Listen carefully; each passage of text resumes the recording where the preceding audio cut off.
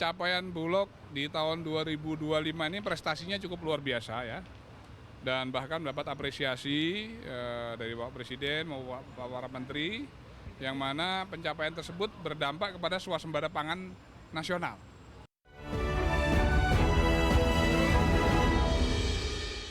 Pemirsa, Perum Bulog mencatatkan serapan beras mencapai 3,19 juta ton sepanjang tahun 2025. Capaian ini menjadi rekor tertinggi sejak Bulog berdiri pada tahun 1968. Perum Bulog mencatatkan serapan beras tertinggi sepanjang sejarah di akhir tahun 2025. Total pengadaan setara beras Bulog mencapai 3,19 juta ton dan menjadi rekor tertinggi sejak Bulog berdiri pada tahun 1968. Jumlah ini berasal dari penyerapan 4,53 juta ton gabah kering panen, 6.863 ton gabah kering giling, serta 765.504 ton beras. Direktur Utama Perum Bulog Ahmad Rizal Ramdhani mengungkapkan, capaian ini merupakan hasil kolaborasi dari berbagai lembaga. Capaian ini juga menjadi fondasi strategis dalam memperkuat cadangan beras pemerintah, sekaligus menjaga kesinambungan produksi dan pendapatan petani. Pencapaian Bulog di tahun 2025 ini prestasinya cukup luar biasa ya.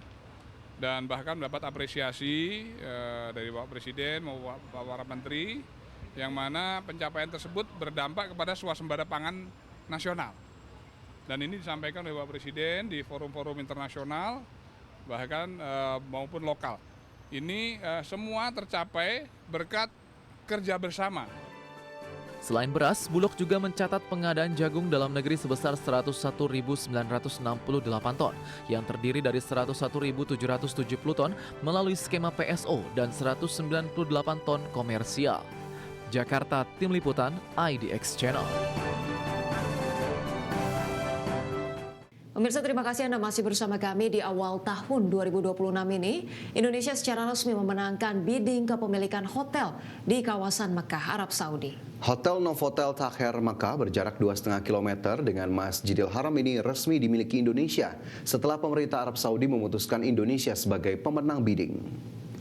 Presiden Prabowo Subianto dalam maklimat di Retret Hambalang Bogor, Jawa Barat menyambut baik dengan resminya Indonesia memiliki aset hotel dan lahan hotel Novotel Takher City Makkah yang nyaman bagi jemaah haji Indonesia. Keberhasilan Indonesia memiliki Novotel Takher City ini merupakan hasil diplomasi Presiden Prabowo yang mendorong perubahan kebijakan kepemilikan properti asing di Arab Saudi. Hotel Novotel Takher Makkah Arab Saudi berada cukup dekat dengan Masjidil Haram, merupakan sejarah baru pemerintah dalam memberikan layanan penginapan yang nyaman bagi jemaah Indonesia. Dengan resminya kepemilikan aset dan lahan Hotel Novotel Takher tersebut, pengembangan perkampungan haji Indonesia segera dilaksanakan di tahun ini. Kita berada di jalan yang bersih, yang suci. Kita berada di jalan yang diridhoi oleh Tuhan Maha Kuasa. Jangan ragu-ragu. Saudara-saudara, kita buktikan.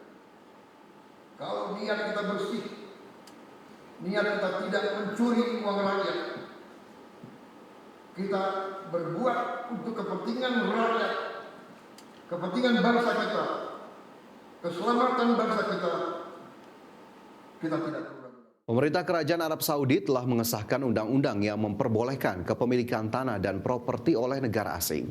Kebijakan ini membuka peluang strategis bagi Indonesia dalam pengelolaan layanan haji. Menteri Sekretaris Negara Prasetyo Hadi menyampaikan Indonesia kini resmi memiliki hotel di Arab Saudi dalam rangka pembangunan proyek Kampung Haji Indonesia. Keberhasilan Indonesia dalam memenangkan bidding aset dan lahan hotel Novotel Takher City Mekah, Arab Saudi ini melalui negosiasi dan antara yang memenangkan bidding untuk mendapatkan area kampung haji. Mensesnek menegaskan pencapaian tersebut juga merupakan langkah diplomasi nyata dari pemerintahan Prabowo.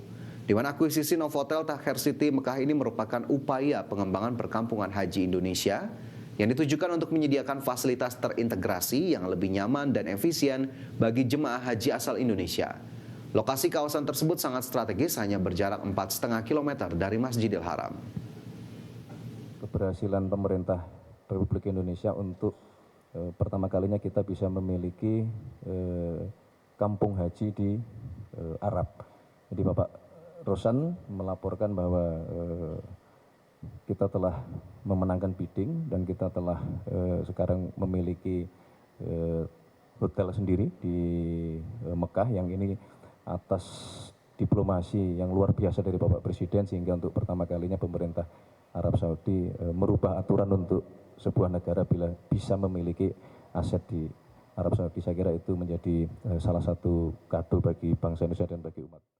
Pemirsa, Indonesia berhasil memenangkan bidding kepemilikan aset dan lahan Novotel Taher Mekah yang terletak di kawasan Taher City yang berjarak 2,5 km dari Masjidil Haram Arab Saudi. Akuisisi ini menjadi wujud perhatian pemerintah terhadap peningkatan pelayanan ibadah haji dan juga umroh. Pemerintah berkomitmen terus menghadirkan kenyamanan, perlindungan, serta pelayanan terbaik bagi jemaah ibadah haji dan umroh Indonesia di Tanah Suci, di mana pemerintah Indonesia telah membeli hotel beserta lahan seluas sekitar 5 hektar di Mekah untuk dikembangkan sebagai perkampungan haji Indonesia. Hotel yang dibeli adalah Novotel Taher Mekah dengan kapasitas 1.461 kamar yang terdiri atas 3 menara. Fasilitas ini mampu menampung 4.383 calon haji Indonesia. Lokasinya sendiri dinilai sangat strategis, kurang lebih berjarak 2,5 km dari Masjidil Haram. Pemerintah sendiri merencanakan pembangunan tambahan 13 menara sehingga total kamar meningkat menjadi 6.025 kamar. CEO Danantara Rosan Ruslani menegaskan pembangunan kawasan kampung haji direncanakan dimulai pada kuartal 4 tahun 2026 ini. Hotel yang telah dibeli pemerintah saat ini masih dalam tahap survei oleh Kementerian Haji. Nilai pembelian hotel dan tanah tersebut mencapai 500 juta dolar Amerika Serikat.